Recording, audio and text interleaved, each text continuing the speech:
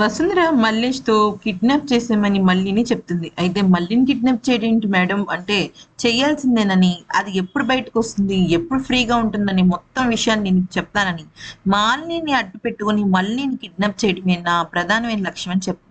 మరొక వైపు ఆటోలో మాలినిని మల్లి తీసుకెళ్తుంటే, మాలిని మధ్యలో ఆపి ఎక్కడికి తీసుకెళ్తున్నావో చెప్పు అంటే చెప్పకపోయేసరికి ఒట్టేయించుకుంటుంది. ఒట్టేయించుకుంటే అప్పుడు మాలిని అంటుంది, నువ్వు ఎక్కడికి తీసుకెళ్తున్నావు చెప్పంటే, మీ అమ్మగారి ఇంటికి అని అంటే, ఎందుకు మళ్ళీ ఇదంతా చేస్తున్నావు, నేను రాలేను, నా వల్ల కాదు అంటే, అక్క మీ అమ్మగారు చాలా బాధపడుతున్నారు, దయచేసి నా కోసం రా అక్క, ఈ ఒక్కసారికి వస్తే నేను జాగ్రత్తగా తీసుకెళ్ళి జాగ్రత్తగా తీసుకొస్తాను అక్క, అంతకన్నా ఇంకొకటి లేదు అని చెప్పేసి ప్రాధాయపడుతుంది అనమాట.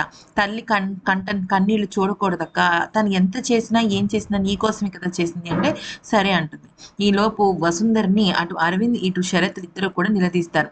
ఎలాగ మాలిని వస్తుందనుకున్నావంటే మళ్ళీ తీసుకొస్తానని చెప్పింది అని అంటుంది. అయితే ఈలోపు మళ్ళీ వచ్చి మొదట మాలిని రాలేదు అని చెప్తుంది.